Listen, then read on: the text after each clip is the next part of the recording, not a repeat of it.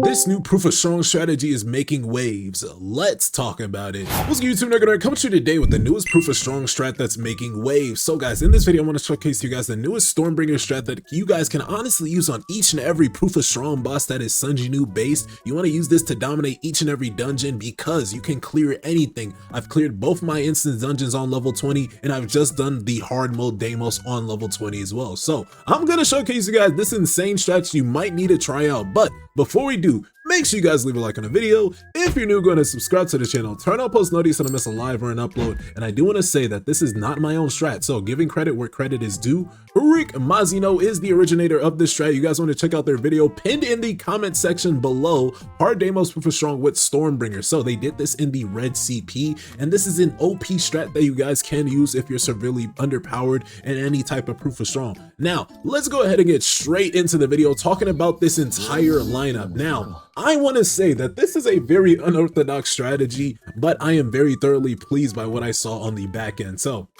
how does it work? The Stormbringer, I believe, is the key essential thing to this. Now, I do want to say that Storm Strike from the Stormbringer is basically the main damage dealing item here. So you guys want the Stormbringer at least at advancement 1, but the higher you guys do have Stormbringer, the better, because at advancement 5, that is when your Storm Strike will do even more insane damage, and then Tempest Mark also has better stacks. So the best suited people for this strat will be people with a Stormbringer at least advancement 5, but I do want to say that you guys can use this strat if you do have Stormbringer at least advancement 1. But what is this strat? Essentially, guys, through Storm Strike, you guys want to activate your Stormbringer weapon skill, and then you guys want to activate high speed rotation from Death's Dance. This is a quick skill that you can use up to 3 times. And why do we use this one specifically? That's because we have the ability to have that Storm Strike or Gathering Storm essentially active for 4 seconds. So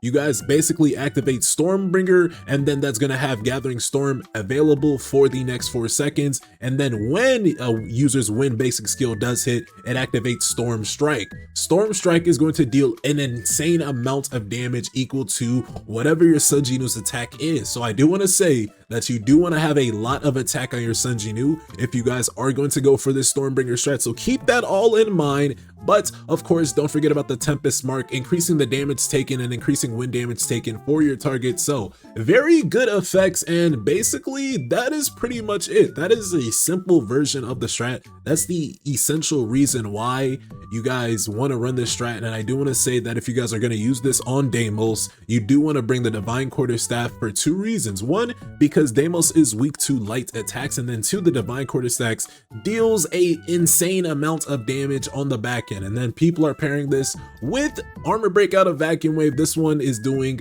wind elemental damage, but the main reason I believe that people are taking this is because of these increases the target's damage taken by 15% by 12 seconds. The main reason to have Armor Break in the first place. I do want to mention some other skills going on here. As far as the QTEs, people are bringing Extinction. I do think Extinction is a very good QTE to bring here, man, because in any type of proof of strong, I've done this on every level 20 proof of strong, and decreasing that target's attack is very, very important. That way you're not getting one shot. Now I will say DEIMOS has one shot skills, so don't think that you guys are going to take this exact strategy, copy and paste it on your account, and you're going to win. I will say, bro, it took me perfect gameplay to actually get the clip you're going to see in just a few minutes. But regardless, I do want to highlight that the person, MAZINO, he did say that he had at least 200 points in his intelligence. So I recommend that you guys also have 200 points in your intelligence and then max out the rest on your strength. And then as far as the blessing stones that he rocked here, he rocked personally Bloodlust, Advanced Dagger Techniques, Reawakening, and Double-Edged Sword. A very good quadruple amount of blessing stones to be running. I do want to say Bloodlust and Reawakening, definitely 2 good ones that I have on Transcendence, so even better. And then Advanced Dagger Technique, increasing the amount of damage you deal to a target that has 70% or less of their HP. And then Double-Edged Sword. This one is a very dangerous one to be bringing there. I will say in proof of strong, you putting Double-Edged Sword on your opponent is a double-edged sword, but that's the blessing stone. Of course, you guys can do whatever you like. Some good substitutes might be, let's say, weakness detection, might be mana rampage, and then from there you guys can probably throw on swiftness because it's proof of strong, and you probably might need some more dashes. But on the defensive side, he rocked basically the same thing I'm rocking: penalty, aggressive defense, Kasakas, and then the fourth one, I think he personally was rocking daily quests. Not that I have a problem with daily quests, but I wanted to see if I could clear it without using daily quests, and I did end up doing that. So I personally used Kandaru's Blessing, and then last but not least, as far as the artifacts, just 4-piece Curse and 4-piece Obsidian. I do want to note that for the Obsidian bracelet, I did end up going with light damage on the weakness element. I did want to increase the amount of light damage that I was getting off from the Divine Quarterstaff, and I wasn't winning until I switched my bracelet from a wind bracelet to a light bracelet. But of course, last but not least, I could show you guys the cores. Nothing too crazily here. This one is just decreasing my skill consumption. This one is giving me critical hit rate while giving me a shield every time I pop my ultimate, and this one is increasing my attack. I still got to get one that has percentage on the main stat so I can get higher attack. But regardless, guys, up next we got the video itself with the gameplay. I do want to note that the hunters that are also pretty essential for this lineup as well.